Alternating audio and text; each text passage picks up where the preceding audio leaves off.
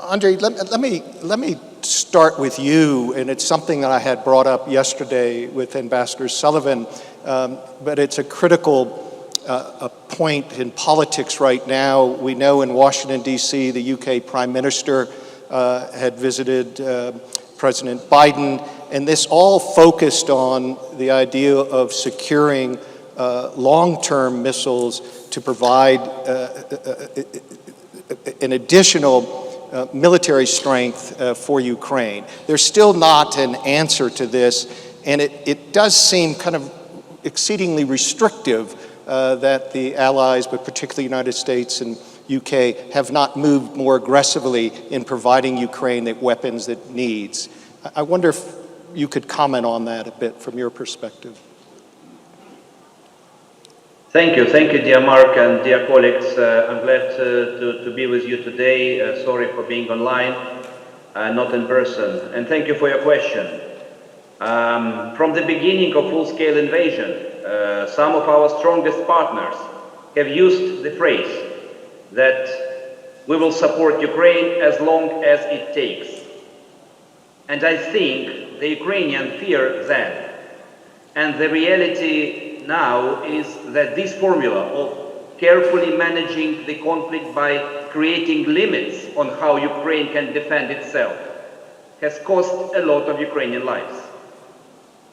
138,000 incidents of Russian war crimes, thousands of stolen Ukrainian children, and thousands of civilians illegally detained, tens of thousands of civilians killed.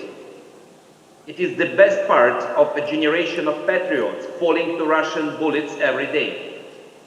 Millions displaced abroad, millions under occupation. What else can we sacrifice to remain a nation? A nation that defends the borders of Europe from the most aggressive adversary of generation. There is so much opportunity in defeating Russia. For all of us, the price is very high. We pay it. But that doesn't mean we agree. Those who restrain how Ukraine fights believe they are preventing a worse war. But this is not true for Ukraine. And people who are afraid just try to put it back how it was. There is no going back for Ukrainians. So yes, give us everything and let us strike as deep as possible. So none of us have to make this sacrifice against this same enemy again. Are you, Andrei, are you now, particularly sitting in Kyiv, are you now more optimistic that this, if you will, this blockade that has occurred with providing longer-term missiles, that this will be broken now, that this will have a breakthrough? Do you sense that we are at a point where without that type of additional support, it weakens Ukraine in regards to any discussions on any settlement later on, and it simply strengthens Russia? So do you feel that we are at a point where this actually will occur and that the United States and others will now provide the type of military armaments that it needs, that you need? Mark, you ask a very important question about how Ukrainians resist, how they fight during these 2.5 years. Ukrainians always live between hope and belief. So we hope and then we start to believe. And our work with our partners shows that everything we asked was delivered. But some of the stuff was delivered later than it was necessary to deliver. And it takes us quite a long time to prove that we really need specific weapons, that we really need specific ammunition.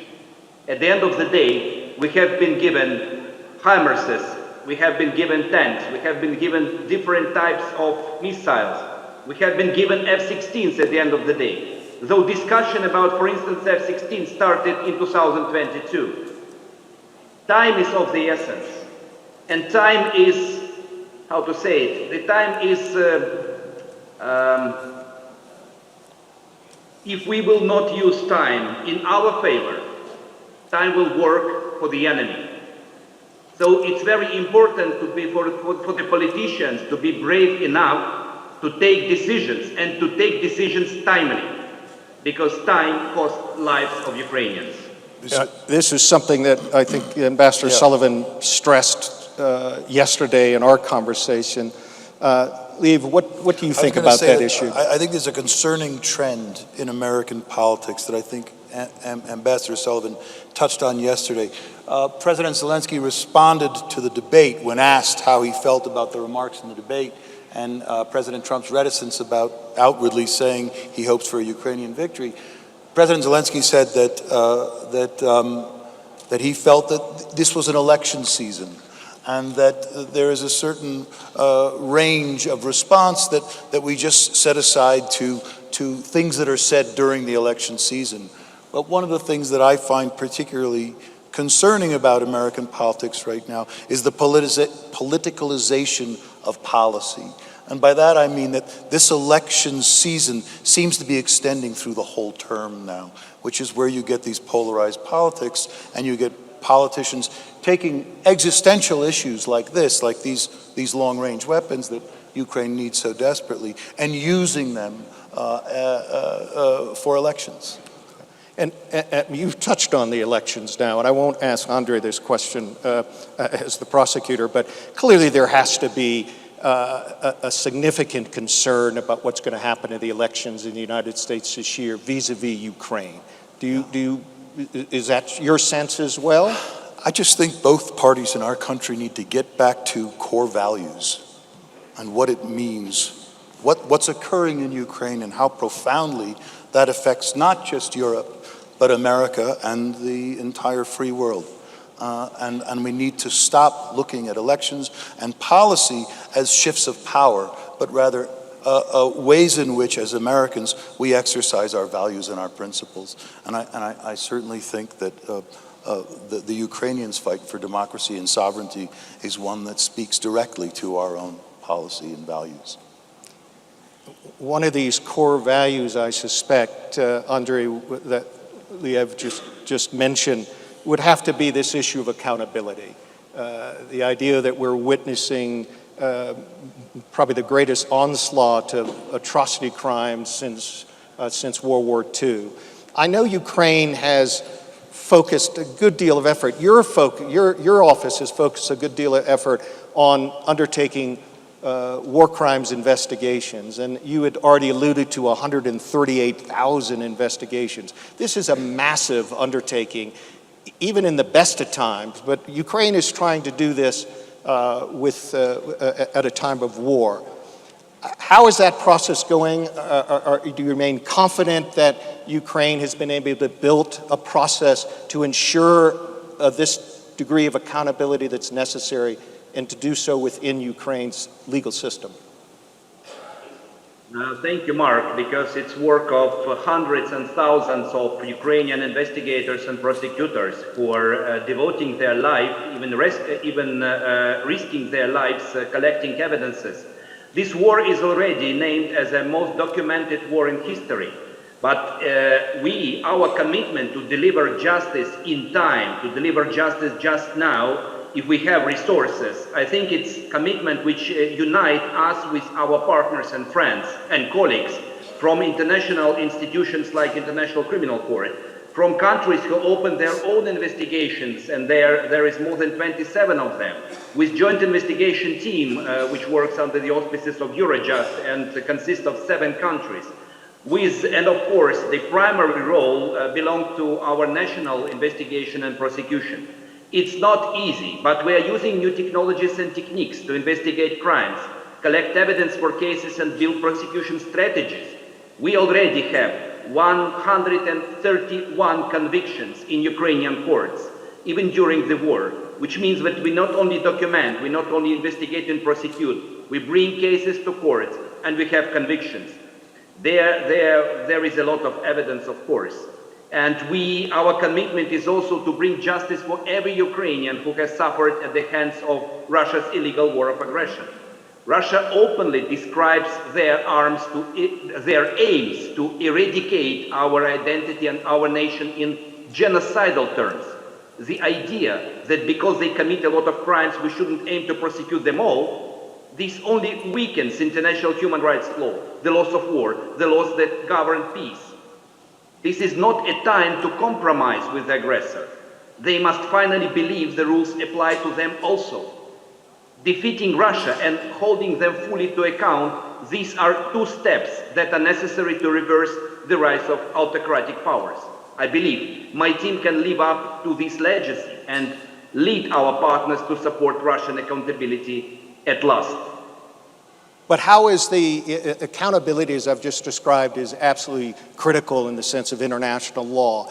But this is a unique situation for Ukraine in the sense of undertaking so many of these trials. You mentioned 131 convictions. But how confident are you that Ukraine is also meeting the required standards of international law for impartiality and fairness in the trial? Without that, it will taint anything that Ukraine is doing. How confident are you now that this is happening?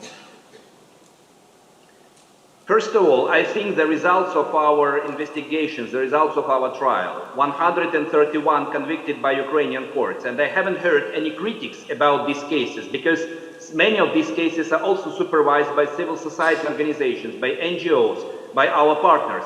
That is why this result is achieved because we have created strategies, not only strategic approaches, but also created special methodology, which we try to use in a universal manner, not only by central authorities of prosecutors, but also by our regional offices. We have war crimes department where all prosecutors are specifically trained with the help of our partners. We have created 10 regional prosecutors units for war crimes, and all of them also are trained. But the idea, which you mentioned, to ensure the trial is fair, I think it's a unique feature of how Ukraine is dealing with war crimes, taking into account that each and every Ukrainian hate what Russians are doing. It could also be the investigator or prosecutor or judge or defense lawyer. How we deal with this issue? We have created a system of training of all elements of triangle of judiciary. We train prosecutors, not only the law, not only international criminal law, but we also train them to be impartial. We train judges, and I commend the efforts of different organizations, United Kingdom government and our partners from different countries who have trained more than 200 judges who hear these cases. And they are also trained not only in material law, but also trained to be impartial. And Mark, you remember your initiative, which I supported, to train defense attorneys who defend the perpetrators or alleged perpetrators in courts. And because of your project, because of projects supported by USAID and other partners, we have trained hundreds of defense lawyers. So we train them all, the material law, and we train them all to be impartial. That is, I think, one of the most important arguments which shows that we ensure fair trial. We ensure fair trial for perpetrators, and we ensure justice by this fair trial to victims and survivors of this war. This is very important. Each victim and each survivor has its own tragic history. And while victims and survivors they see the verdict of court, then this history becomes an established fact. This history becomes truth which is established by the court. It's a tremendous amount of legwork, which I can attest to personally, because I was part of the group that went to consult with the UN Council about the 20,000 children who were abducted, Ukrainian children who were abducted and Russia attempted to repatriate. I'm going to butcher her name, Prosecutor General, perhaps you'll correct me. I think a woman named Darius Khrushchev came to make that case. And it's such a tremendous amount of legwork to go through the proper channels. And one of the extraordinary things that I think your office has achieved is digitizing that process and automating that process so that you have the level of access and accountability that you do. But just being a part of that one case and seeing the rooms that they had to go through with these children, and they had 3 children there that were testifying as well. It was extraordinary. Liev, you've just mentioned your kind of interaction at that time with the council and other places. I'm just curious, as Michael had mentioned, your success in theater and movies and everything else is well known. But what kind of drove you to say, this is an issue that I'm going to commit myself to, I'm going to raise money for, I'm going to create a new organization called Blue Check? What for you was the driving force? Well, it's just such lucrative work, isn't it? Yes, it's so lucrative. Yes. No, I was at the end of an 8-year run on a television show that had been relatively successful, and I'm sitting on the couch with my children watching middle-aged, red-faced men say goodbye to their wives and children and get on a bus for a war at that time that we all were convinced they were just going to be brutally murdered, that no one was going to survive. Little did we know about the strength and the resilience of the Ukrainian military, and the civil sector. I knew that I had great-grandparents from Ukraine, and as I looked at these guys and I imagined a ground war in our time, just the concept of that, the brutality of that, was just staggering to me. And that with my 2 kids sitting on the couch and thinking that the depth of my contribution to society was a very, very violent Southie from Boston, the character that I played, I thought I owed it to them and I owed it to my grandparents to do something and to respond. I also think that for me, this is as much about our democracy in America as it is about democracy in Ukraine. And I think it's a very urgent situation, and I think we do owe a debt to that generation of Americans who risked their lives, Americans, Europeans, Latin Americans, from all over, the people who risked their lives in the World War to ensure that we could have democracy, and I think we owe them a debt. You approached this in Ukraine in a fairly unique way, because there are organizations that are not simply, but are importantly providing aid that is so desperately needed, and certainly that was the case during the start of the war. You looked at it a little differently. You said, well, one of the issues has to do with the perceived corruption that exists. I'm going to ask Andrea about this as well. And so your approach was not just providing assistance, it was trying to figure out a way that you could gain credibility among donors, that providing their resources could be done to ensure that their resources are not going to be corrupted, if you will. How did that come about, and what do you do to ensure that? One of our board members is Natalie Juresko, the former foreign minister to Ukraine, and she speaks very eloquently about this process and how hard the Ukrainians have been working to remove corruption from their government structure, and they've done a remarkable job of it. But we knew going in that raising money for Ukraine, that was going to be a challenge. And it's really a testament to Ropes and Gray and Integrity Risk International, who offer, I mean, we wouldn't exist without them. So to all of the firms out there that do this sort of pro bono work, you have my appreciation and gratitude. It really is an extraordinary process that they've committed to us. We knew that was going to be important to donors in America, and they supplied us the infrastructure and the resources to do it very, very quickly, because that's the problem. The problem that we were seeing, I'll try not to go on about this too much, but in 2016 at the Global AIDS Summit, the big PIF, the public institutional funding, which is now it's something around $46 billion a year, these global aid budgets. What they're struggling to do is get the money there in a timely way. And they had committed at that, everyone realizes that local aid really is the best way to go. That's because no one is more capable of helping the Ukrainians than the Ukrainians. They just need the resources to do it. And the problem was, in 2016, they committed to 25% to local aid organizations. Since then, they've only been able to do 2%. So what we're trying to do at Blue Check is to exploit that quicker, more direct route to humanitarian aid by approaching local, for the most part, Ukrainian organizations. That's the model.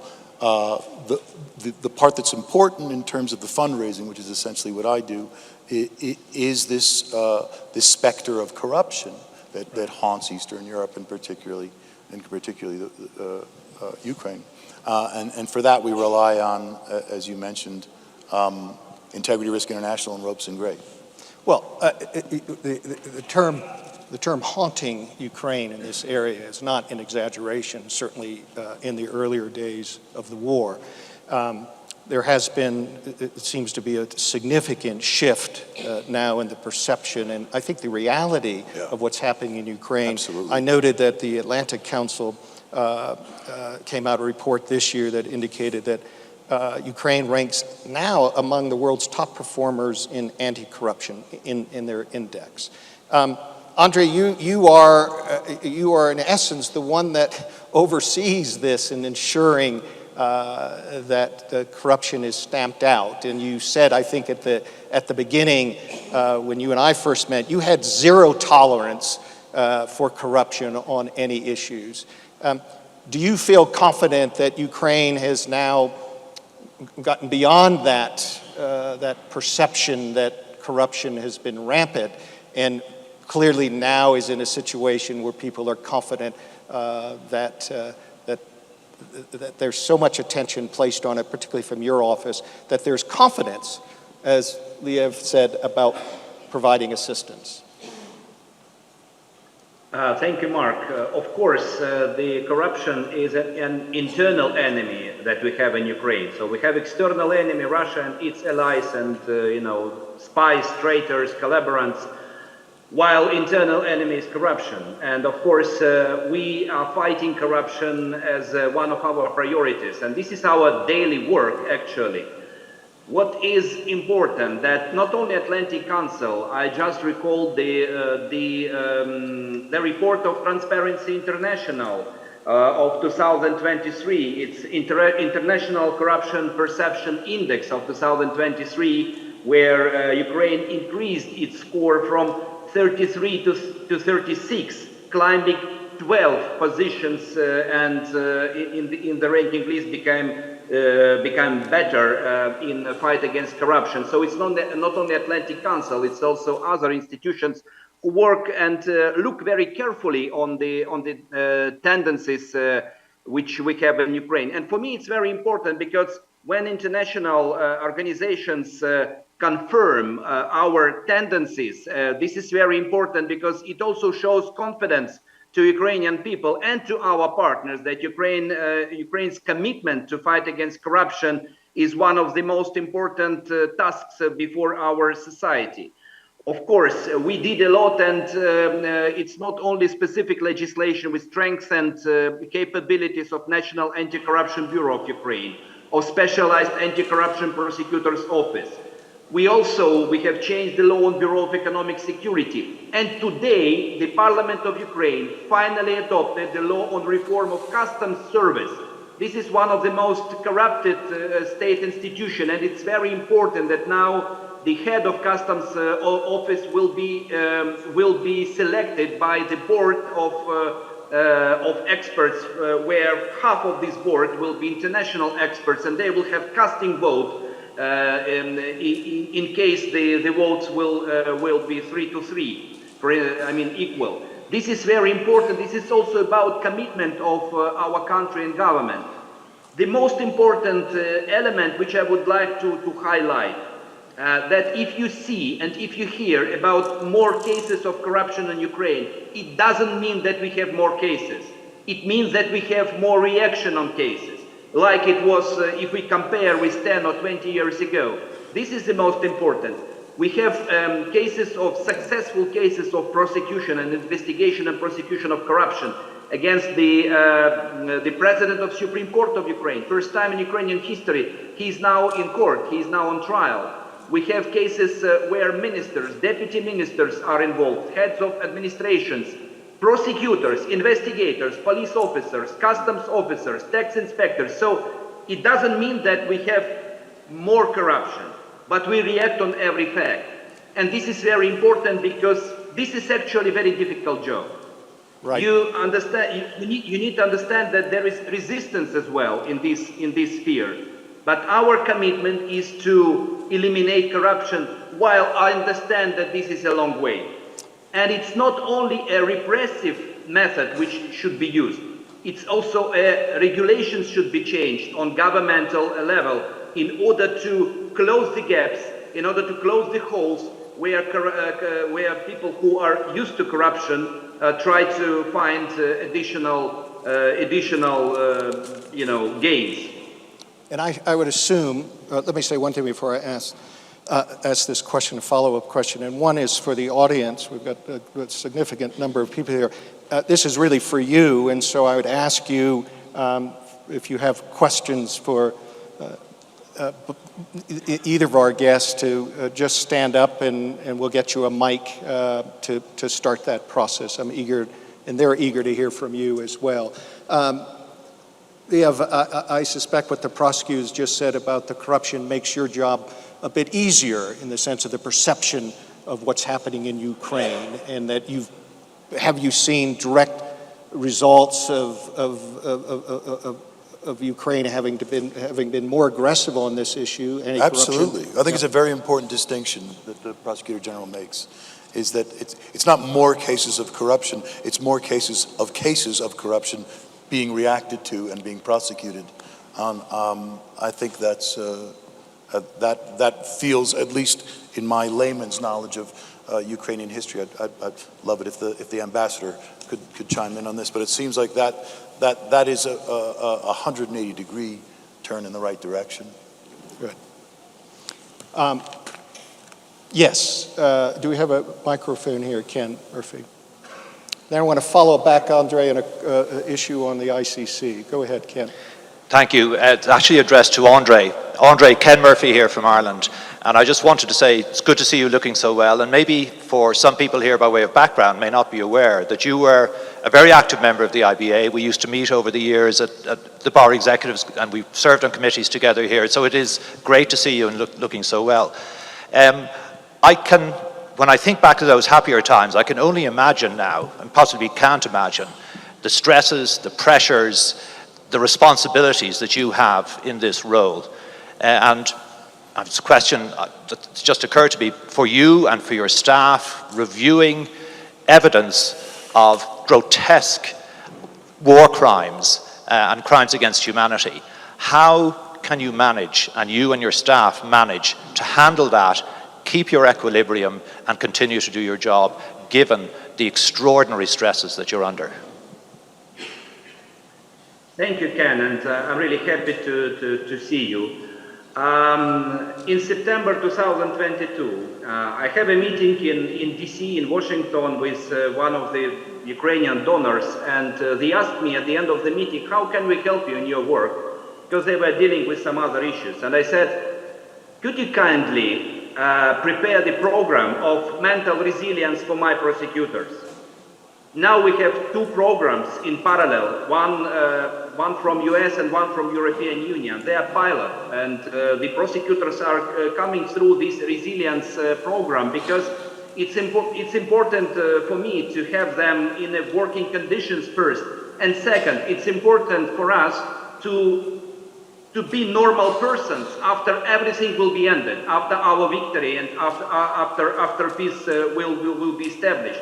Because we are not only, we need not only to win the war, we need also to win the peace for all of us. That's why a lot of issues which we're dealing now are not only related to risks and challenges of war, we are also preparing ourselves for peace. Our prosecutors, their family needs them in normal conditions. So we have these programs of resilience. But when you ask me what also encouraged us to work, I just return this to you because you all encourages us and support us when you support us even now here. And it's also very important, I would like to reiterate that we are talking about Ukraine, about war crimes we investigate in 2024, not in 2022, not in 2023, when we also talked about this. But it's critically important for Ukrainians to feel and to hear this support now in 2024. And we will need it in 2025 and later on. Because our work, with the work of prosecutors and investigators, it's not a sprint, it's a marathon. The work on investigation, prosecution of war crimes, it's not for years. It could be for decades. So we are grateful to you that you support us, because working with us shoulder to shoulder really keeps our morale. Yes, over here. And then we over there. And thank you very much. A question to Andrei as well. What is the progress with collecting evidence on genocide and indeed investigating the crime of genocide? And indeed, if we can talk about the crime of genocide in this case, are the international responses adequate, and especially considering the duty to prevent and punish the crime of genocide in Article 1 of the Genocide Convention? Thank you for your question. This is a very challenging case. We have a special group of prosecutors who prosecute only crime of genocide. We have a special group of investigators.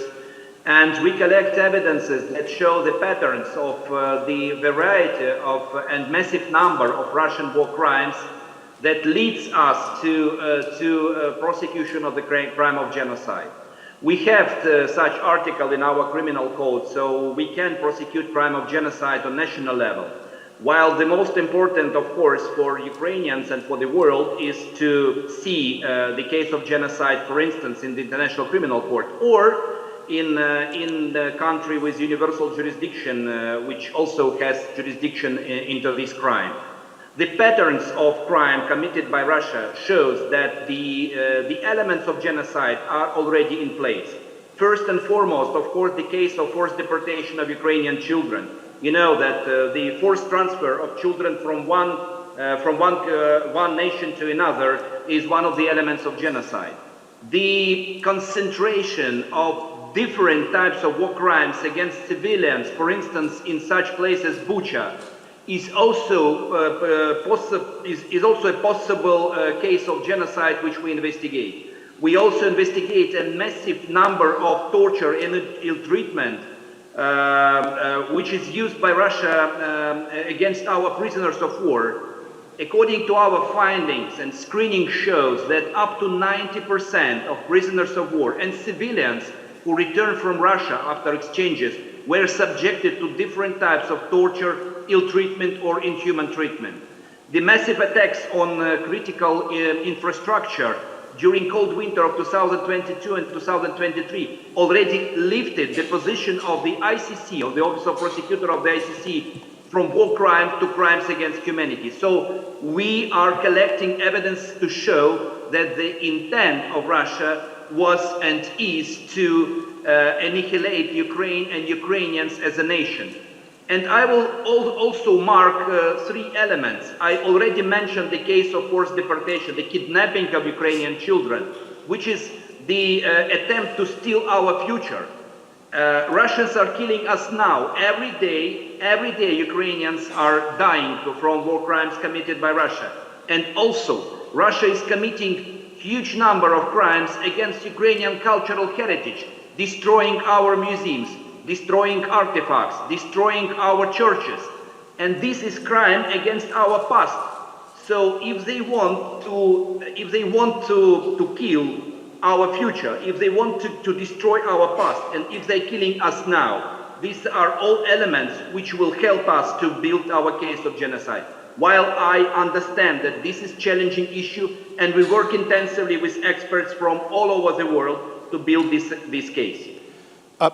Prosecutor, and then I'll come up to Mykola and then back here. Prosecutor, you've now mentioned the International Criminal Court, and many in the audience will know that Ukraine has just signed the Rome Statute, which is the underlying statute for the for the ICC, for the court. But and the court has always had jurisdiction over there since 2014.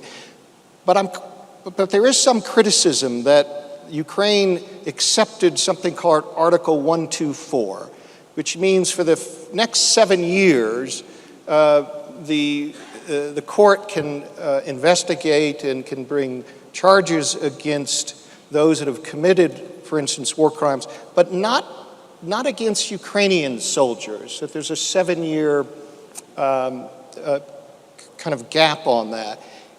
Why was that, and what's the justification, even though the international community, I think, is quite pleased that the Ukraine has now finally signed the Rome Statute?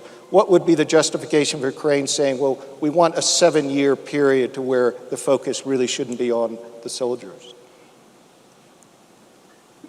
First of all, thank you, Mark, for this question. First of all, Ukraine has signed the Rome Statute in the year 2000 and ratified just on 20th of August, so less than 1 month ago, and ratified Rome Statute during the war, which is completely challenging story from political point of view. But once again, it's our commitment to share values of international justice, to become a full member of the best international justice mechanism, which is International Criminal Court. You asked about 7 years, but let's not forget that ICC is a complementary mechanism. And even 6 arrest warrants already issued by the ICC into the crimes committed against Ukrainians are fully complementary in their nature. First 2 were also issued against Putin, for whom we have no national jurisdiction because he has personal immunity as head of state. 4 others were issued not only for war crimes, but for crimes against humanity. And we have no crimes against humanity in our criminal code. We are just adopting implementation law following the ratification of Rome Statute. And actually today, Ukrainian parliament approved in first reading the implementation law on amendments of criminal code. So once again, ICC is a complementary mechanism, which means that Ukraine bears responsibility to investigate and prosecute all war crimes, because war crimes or international crimes, they have no citizenship, they have no nationality. And it's our commitment to investigate such crimes nationally, and we will do it. There seems to be already evidence, because of this 7-year delay, that Ukraine has consistently, your office, in fact, has consistently focused also attention investigations on any Ukrainian soldiers that have alleged to have committed these war crimes. So I think what you're indicating is that there is already, under this principle of complementarity, a consistency with Ukraine to ensure that their own soldiers abide by international standards of the Geneva Conventions as well. Mykola. I will also add, yes, just one very important element. Just 1 month ago, our Chief of Staff of Ukrainian Army issued an order to add trainings on international humanitarian law to all servicemen and servicewomen, from soldiers to officers. And this is once again about our commitment to be in line with international humanitarian law. Of course, we have cases which you mentioned. Of course, we can't compare the number of such cases with cases where Russians are alleged perpetrators. We can't compare it. It's really impossible to compare. We are talking about few cases, but we have these cases and we investigate them. Excellent. Mykola. Thank you, Mark. My name is Mykola Stechenko. I'm the president of the Ukrainian Bar Association. I just arrived from Ukraine a few days ago. I have a slightly philosophical question to both Mr. Kostin and to Mr. Schreiber. The same question.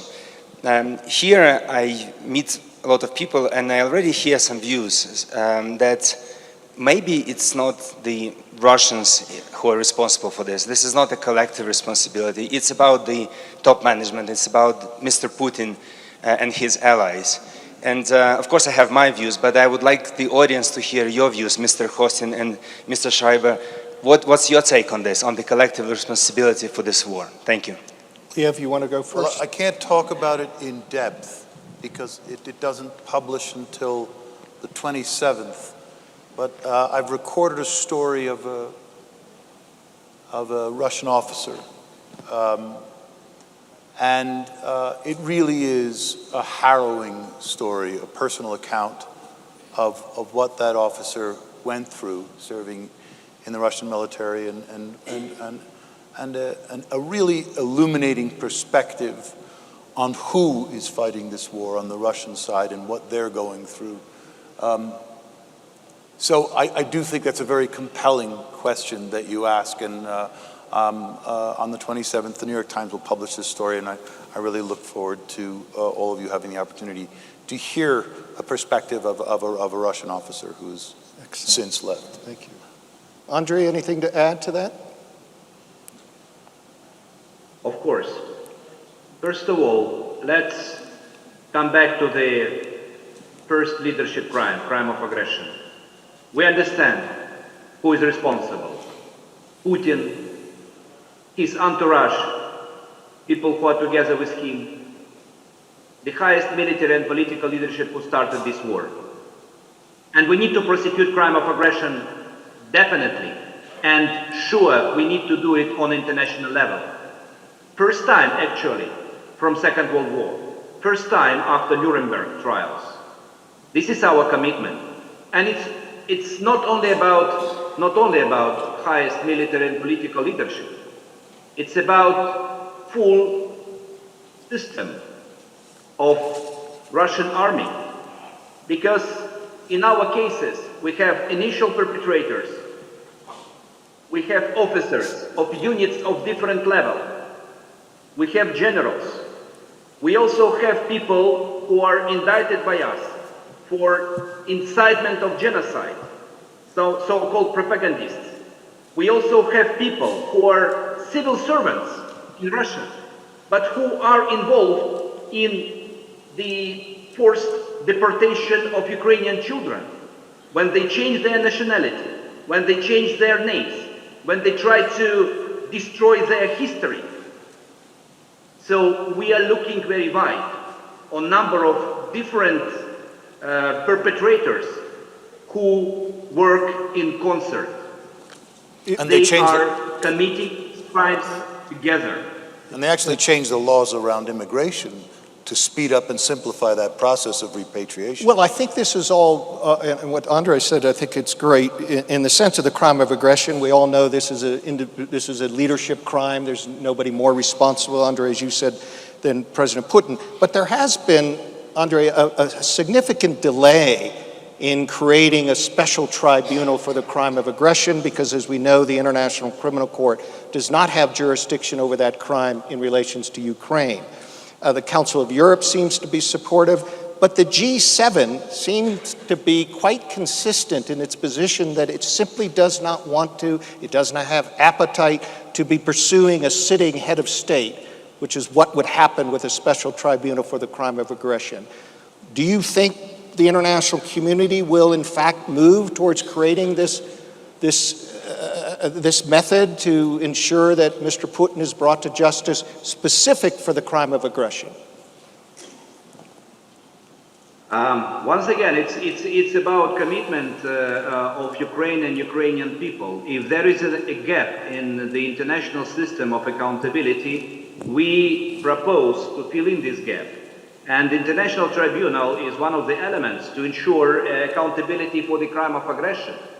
I understand the position, not understand, but I know the position of some members of G7 and some other countries. But there is we have also the other position, the position of Ukraine and other like-minded countries who fully understand that tribunal should have jurisdiction to prosecute Putin and other members of Troika. Because there could be no impunity for the crime of aggression, because everyone knows, and there are a lot of evidences, while actually we are not losing time while discussion on the model of tribunal is ongoing. 16 prosecutors from 6 countries are now working in The Hague under the auspices of Eurojust in the International Center for the Prosecution of the Crime of Aggression. Also, the specific instrument we have invented and we've been supported by European Commission to make it happen For 1 year, they are already building the case, they're building the prosecutorial strategy. So once decision will be taken, we will be ready. We will be ready practically with ready case. I'm sorry to say it like this. So this is important for not only for Ukrainians, because it will be very difficult actually to explain to Ukrainian people why Putin is not prosecuted. And position of Ukraine is now, I think it's very fair and it's very just.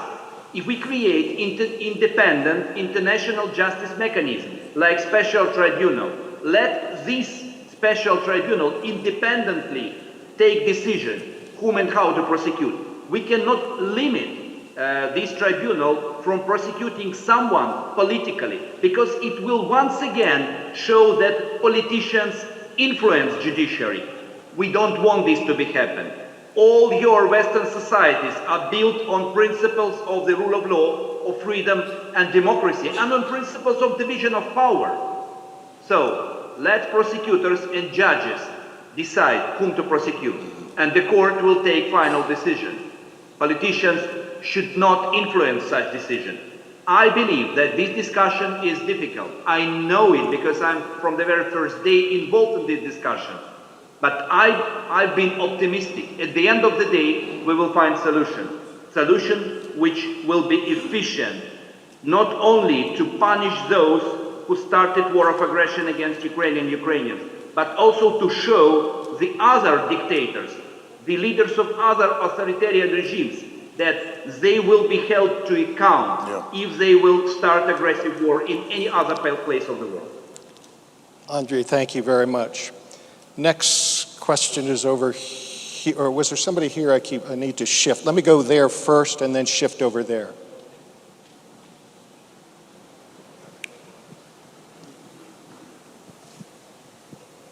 My name's Darren Toombs. I'm the president of the Law Society of Northern Ireland. And I'll preface this by saying that with every part of my being, I want Ukraine to succeed in defending their country in this war, as I'm sure we all do. But I would read a lot around this. I read a lot of fact-checked things, and I've spoken to some Ukrainian people, and I have a very, very slight concern, and that is that some of the defense lawyers haven't been entirely free to defend some of the Russians accused in the crimes, and I'd heard that some had actually been conscripted into the army.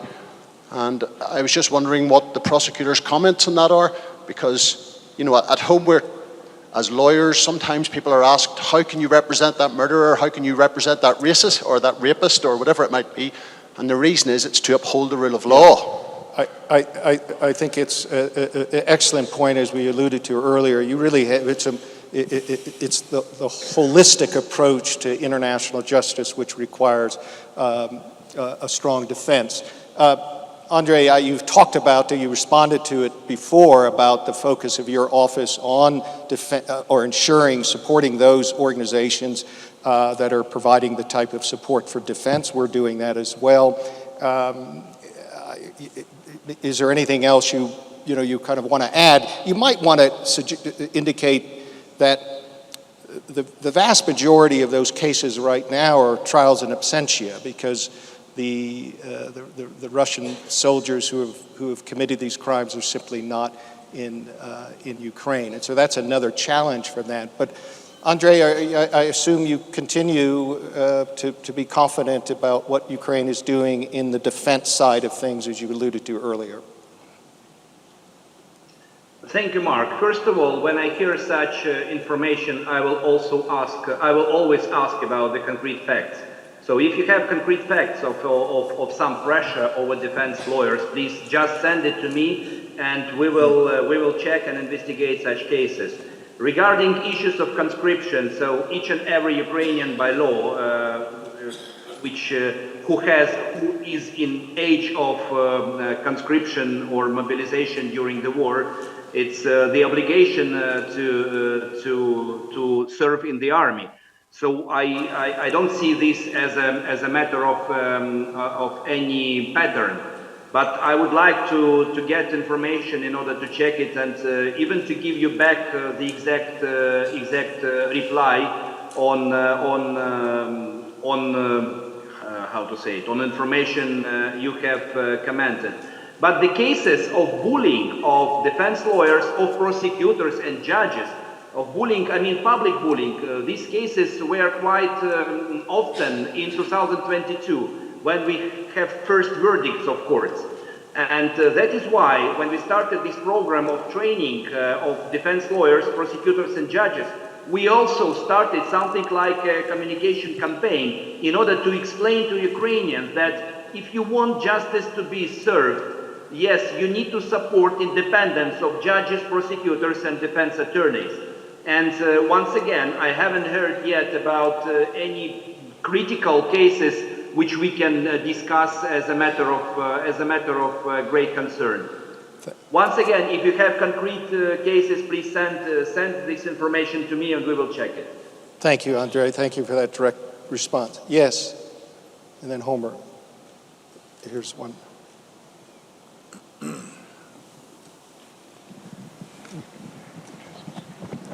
Thank you. Can I just ask you, how do you think Mr. Trump will be able to end this war in 24 hours? Andrei, I don't know if you want to take that question. It was, could you answer how Mr. Trump, if elected, will end the war in 24 hours? I know firsthand that It's very difficult for me. It's very difficult for me to respond because I don't know, and what is inside I'm not sure anybody knows, so you're in good company. I know Liev, firsthand that President Zelensky was very eager to find out. On that. Homer.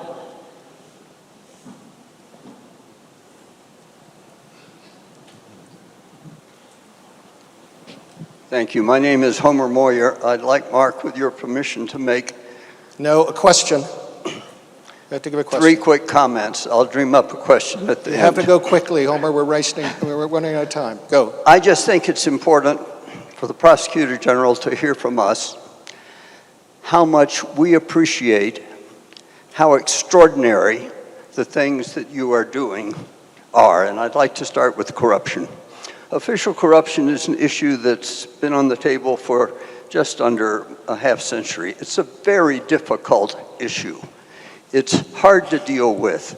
Dealing with it is like changing an ocean liner's course. If you look at countries around the world that have struggled, it's very difficult, very slow.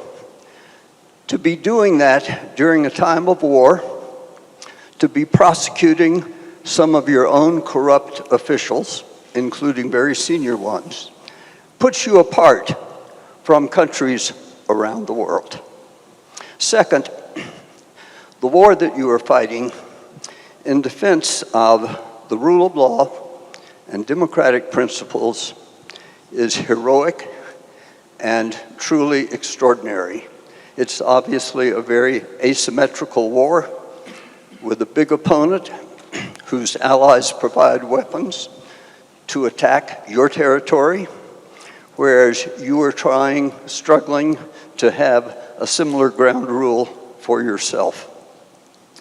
To at the same time be attempting with the IBA's help to document war crimes, huge number of war crimes, is an amazing undertaking under these circumstances and critically important to the rule of law.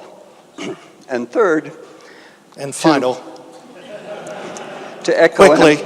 Ambassador Sullivan's comments yesterday, how important it is for us to understand that this is not a distant foreign war. Europe's interests are directly involved. America's interests are directly involved. And what you're doing is extraordinary. And my question is, No question. I That's hope you have a good day. No, you make your statement. Thank you, Homer. We're now, and I'm very adamant about this in the sense I know there are other sessions coming up. So I'm just going to give an opportunity to Andrei, to you say any final remarks. Liev, you say any final remarks that you have as we kind of move out. This has been such a I'll great. hand it over to the Prosecutor General and say that our esteemed Executive Director has a really compelling article in today's Daily News about the ICC. and their journey to becoming a truly universal institution. You should all check out. Yeah, put that. Also, Let me say something right now. If you didn't get that on tape that I can show my son, I'll be disappointed. this is what we do in my business. They're plugs, we call them. This is our impact report. If anyone wants one, I can give it to you. On the back is a QR code for those of you who are interested in donating. And with that, I hand it over to Andre? Prosecutor General. You have final word. Thank you, Mark. And I just want to say words of gratitude. First of all, I want to commend the efforts of all my IBA family to ensure justice for victims of this war.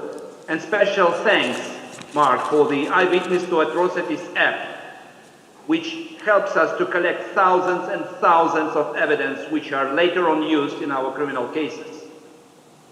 My special heartfelt thanks to you, Mark, and your team.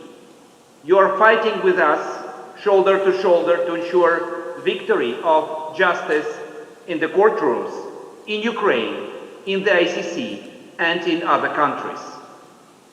And my sincere gratitude to Liev, who support Ukrainians globally, proving that this evil is threatening to all civilization, and this evil should be defeated by joint efforts of brave Ukrainians, of governments, and of the civil society, and all people of goodwill, like you, Liev, and all your colleagues. Thank you. Thank you so much. Thank from you. myself, from Ukraine. Дякую.